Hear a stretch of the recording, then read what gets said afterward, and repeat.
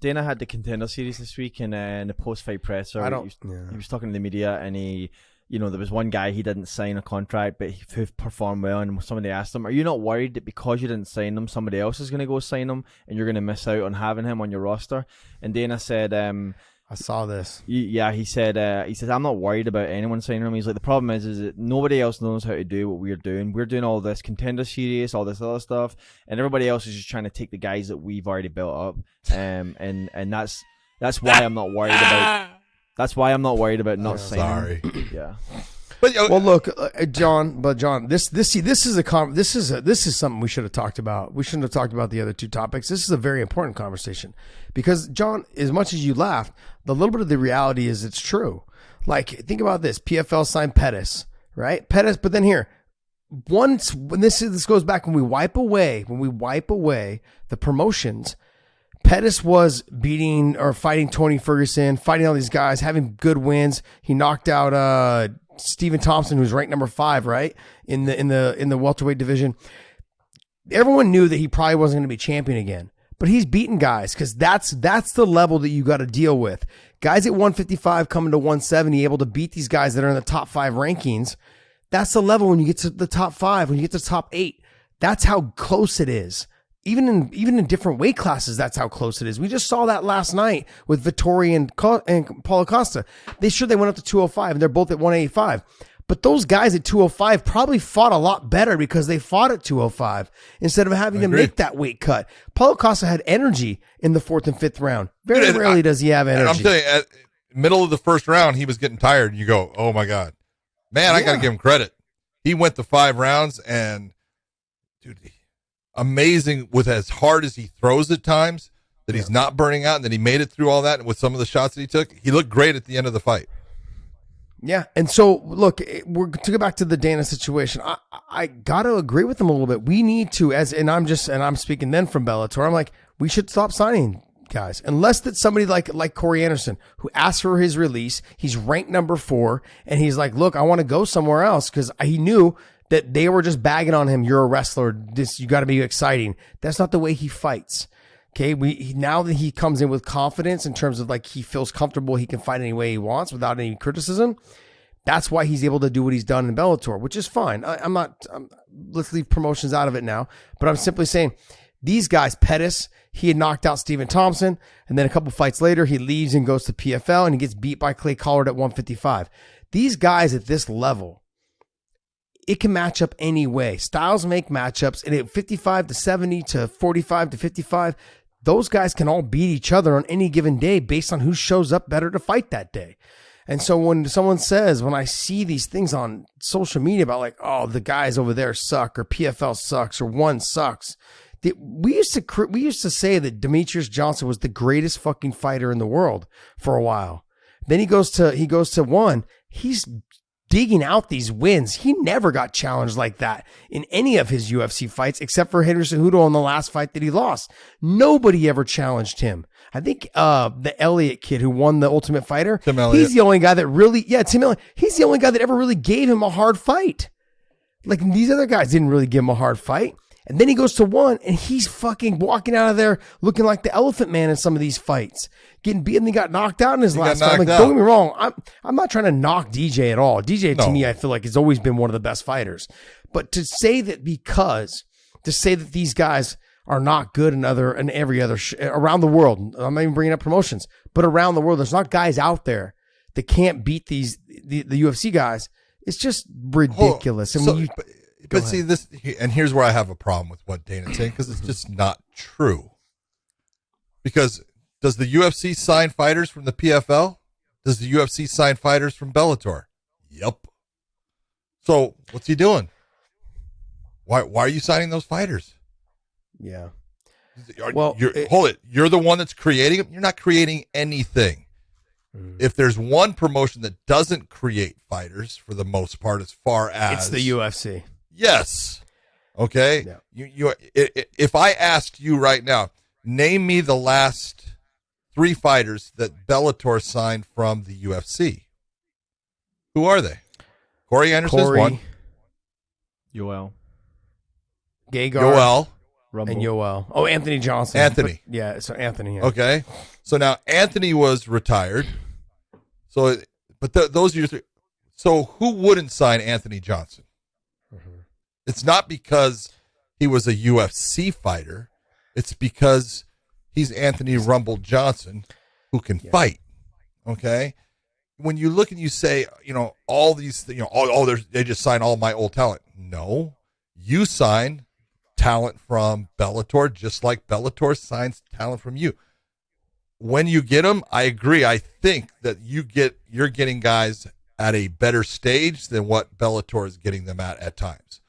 But when it comes to growing a fighter from ground up, don't even compare, because I can name a ton of Bellator fighters that are now fucking awesome that started off with Bellator from the beginning.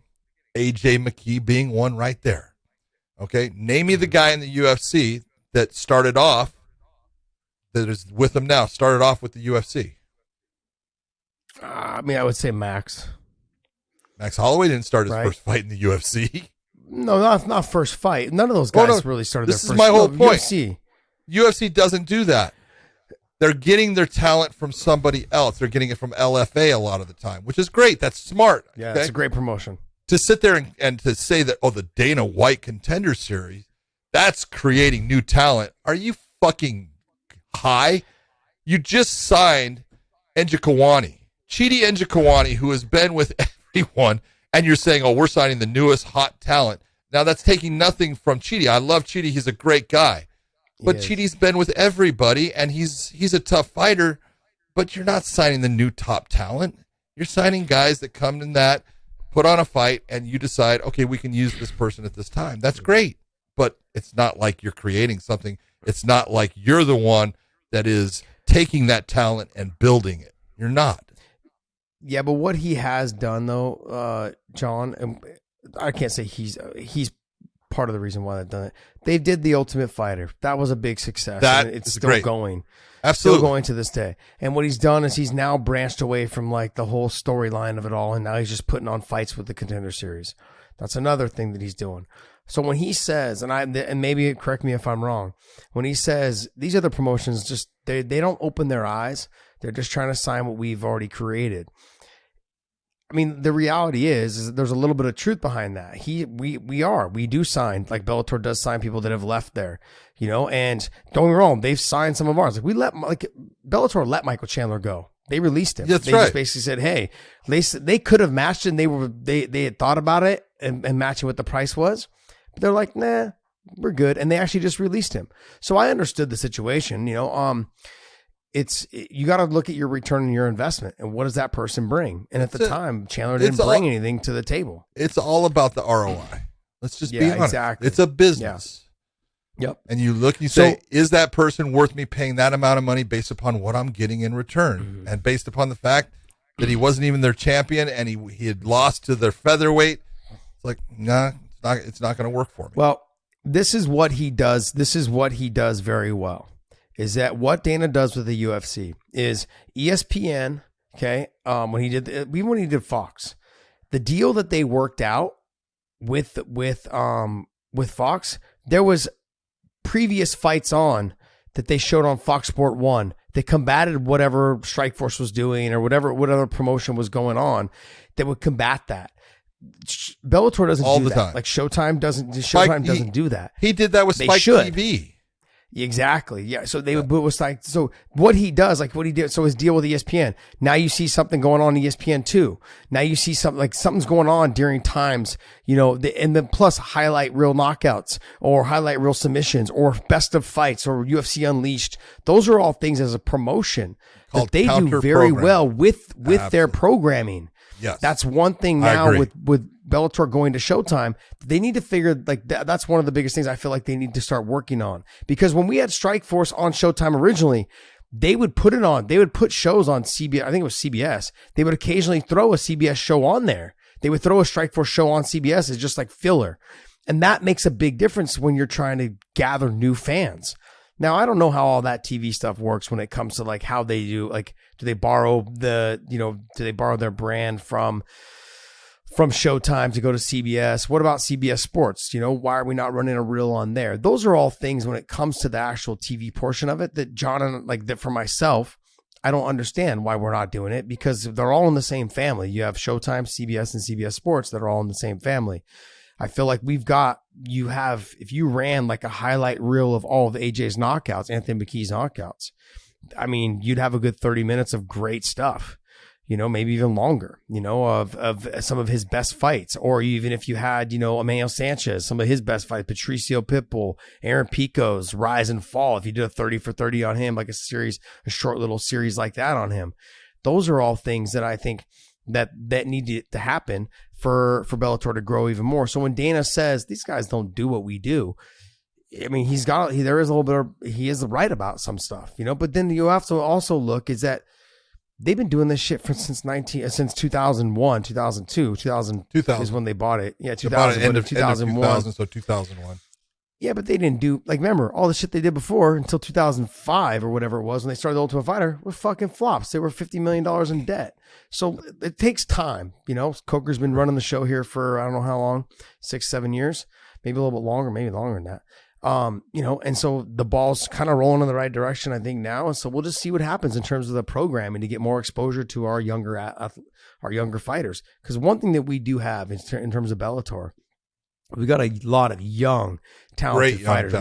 We talked about Aiden Lee, talked about Usman Nurmagomedov. You talked about that's Khabib's cousin. We talked about other guys that are from that camp that are on our cards as well. You got, you know, even though Patricio's not young, he's still a dog, man.